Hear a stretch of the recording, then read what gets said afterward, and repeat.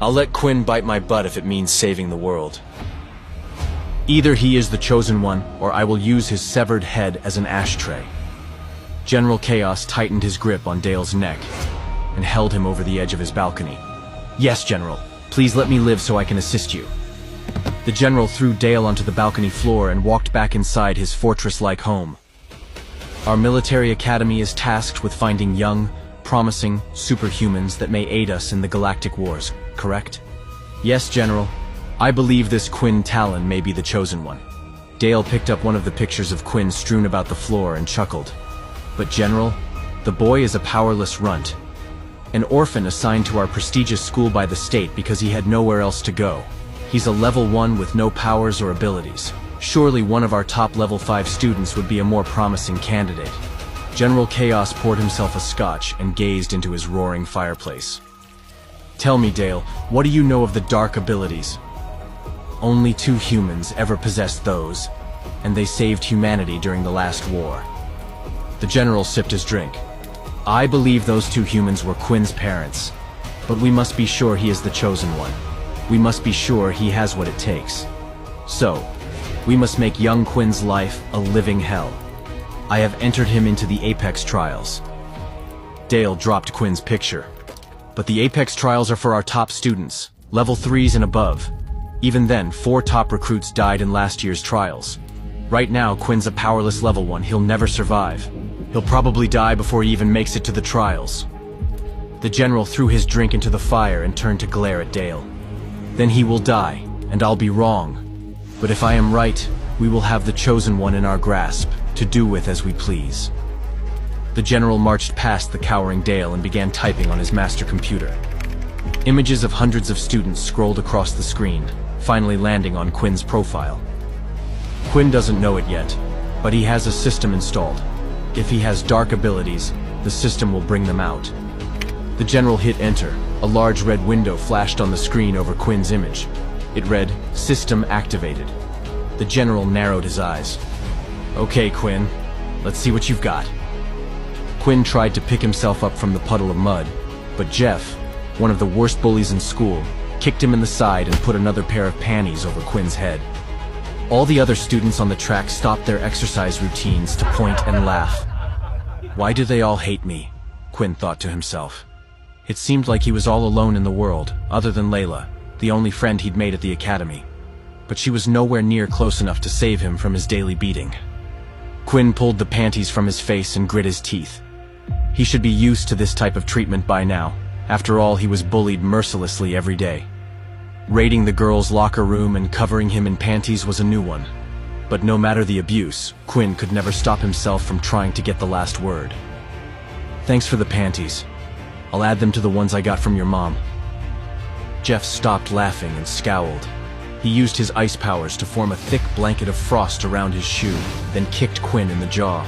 Quinn's head snapped back and whiplashed down into the mud. He wiped the mud from his eyes and blinked. A message appeared in Quinn's vision. It was like a start screen in a video game. It read, "System activated. Defeat Jeff to level up." Quinn stared at the screen, although to the growing crowd of students it looked as if he was staring into space. How did I get a system? Jeff formed an ice dagger and held it over Quinn. He swung it down, but Quinn caught the bully's weapon, surprising both Quinn and Jeff. "What the heck?" they both uttered. Quinn sprang to his feet and pulled his fists up into a fighting stance. "Oh, so the baby wants to fight? Well..." Quinn punched Jeff in the mouth, drawing a trickle of blood. The bully backed up, surprised.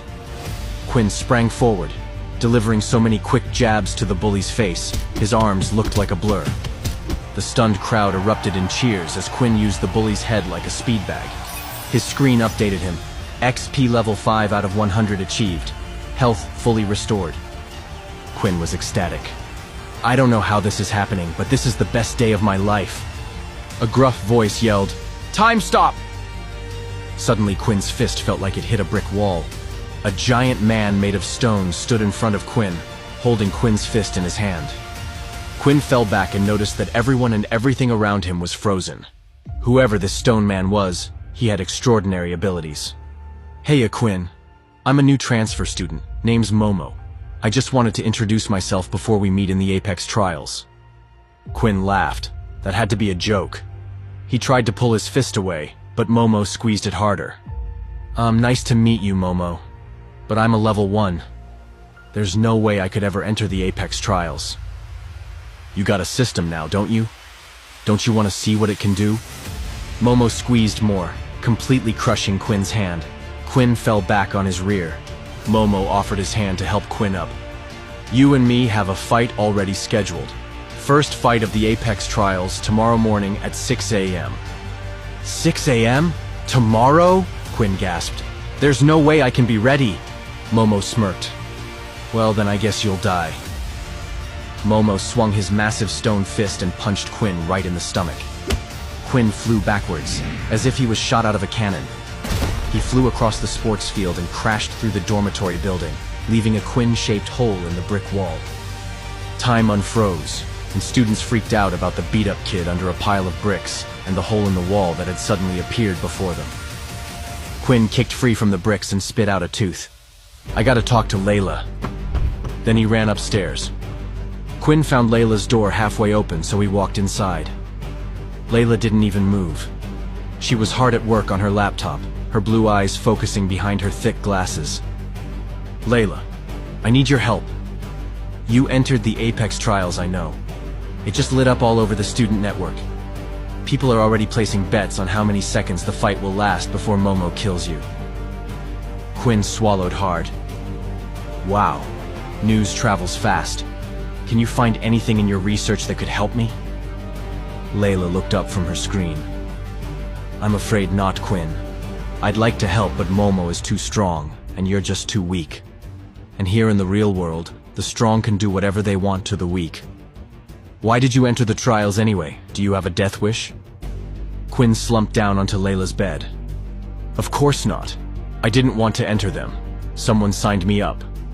Then someone wants you dead. The only possible way you could survive is if we had enough money to get you a system. Quinn's eyes lit up. I have a system. I don't know how, but it activated this morning. Layla smiled, then dove back into her work on the laptop. Well, that changes things. You can survive the Apex trials if you have 3 things. 1, you need a partner. That's me. 2, you need a weapon. We can find you one now. And 3, we need to get you to System Level X. What's your System XP level currently? Right now, I'm at 5 out of 100. Layla's face dropped. Ouch! Well, let's at least get you a weapon. Let's see what you can afford. I can lend you 20 credits. How many credits do you have? 3. Layla raised an eyebrow to Quinn. No weapon on Earth only costs 23 credits. So no weapon and not enough XP. That just leaves you with a partner, and frankly, I'm not sure I want to stick around to watch you die. Quinn had an idea. Wait, let me see what my system can do. He leaned back and brought up his internal menu screen. Quinn looked at his basic abilities menu drop down and pumped his fist. Yes, I have a stealth mode. I can sneak into the weapons depot and steal a weapon for the fight. We can break in tonight. Layla looked out her window at the setting sun. Your fight is at 6 a.m. That's only a few hours. We have to go now. Quinn and Layla rushed out of the dorm and across campus to the weapons depot. Every few steps they looked over their shoulders, fearful that one of the school's mind-reading students may already be onto their plan.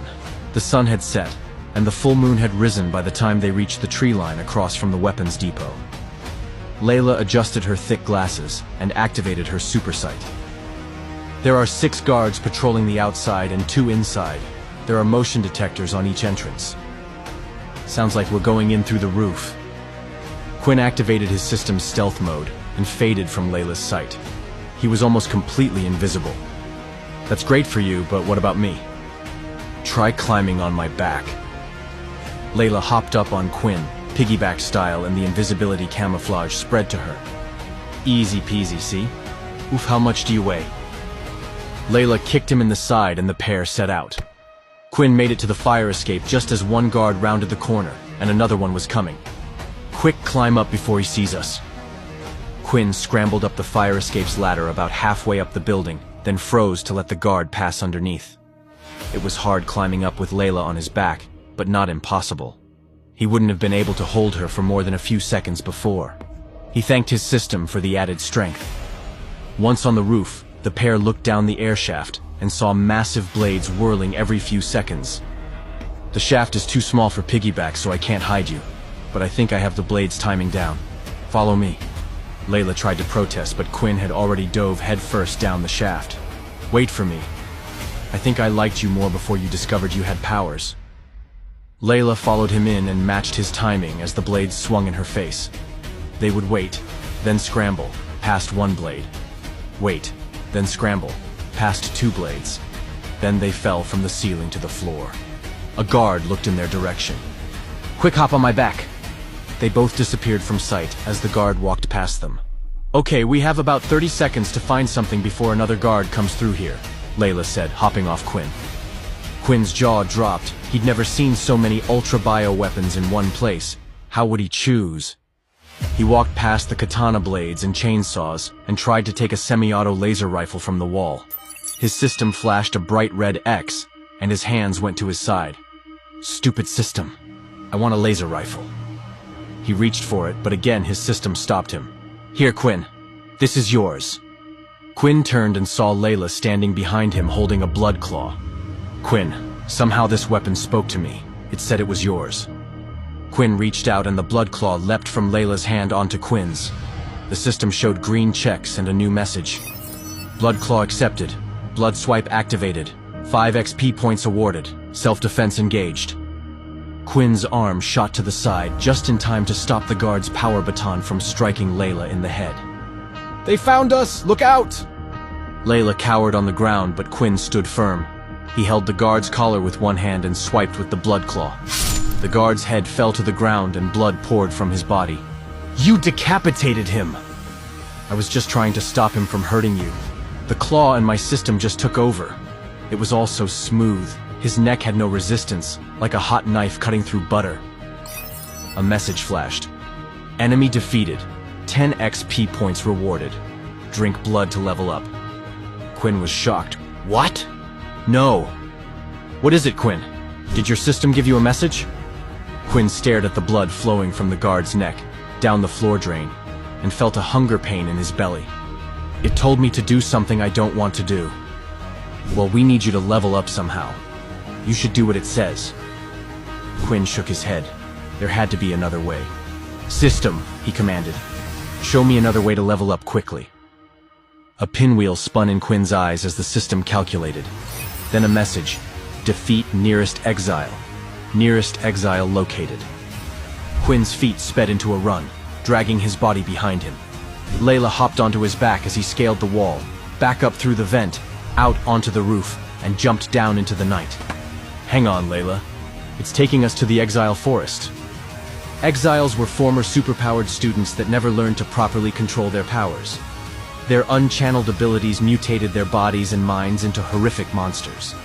They were banished from the academy, and most roamed the forest just beyond the school's walls. Once Quinn and Layla entered the forest, Quinn's stealth mode activated automatically. The system froze Quinn's feet in place, hiding him behind a rock. On the other side of the rock, a hulking exile sat, picking flesh off of a human femur. Layla whispered, I've only seen exiles in books, never in real life. Quinn grimaced. Same. Looks like I'm about to see one up close and personal. The giant creature shot its nose in the air. It smelled them. This exile had a lumpy, muscular body, the size of a garbage truck, topped with a tiny head and glowing red eyes. It sniffed and followed Quinn's scent to the rock. The exile moved in a flash and picked up the rock. Quinn was gone, but Layla remained. Oh, hello. The terrified Layla waved as the exile let out a blood-curdling howl. In the blink of an eye, Quinn jumped onto the creature's back. The exile dropped the rock onto its foot and thrashed about, trying to grasp Quinn, but he was out of reach. Blood claw charge! Quinn commanded. His hand shot out, claws protruding and glowing red. All the nearby energy sucked into the claw. Within a moment, the claw was at max power. But before Quinn could pull out the creature's spine, the exile stopped struggling. It went limp and dropped dead. What happened? Quinn wondered aloud. Then he saw the ice dagger protruding from the monster's chest. Jeff! Jeff emerged from the trees, laughing and admiring his kill. Sorry, Quinn. Too slow. Looks like I get credit for this kill. Jeff hopped in his bike cruiser and flew back to the academy, laughing and mocking Quinn as he sped away. Quinn knelt by the exile and tried to shake him awake. He was desperate. He had to complete this mission to level up before the Apex trials. It was no use. The monster was dead. Jeff had stolen his kill. Layla knelt beside him. The Apex trials start in 1 hour, Quinn. Face it, we lost. No! Quinn shot back. There's another way. His systems lit up. The message he feared flashed. Drink blood to level up. Quinn doubled over in pain. He felt fangs grow in his mouth. His fears were coming true. It must be a dark system, a vampire system. He didn't want to drink blood. The idea disgusted him. But he could feel his entire body crave it. He had to level up, and this was the only way. Layla, don't watch.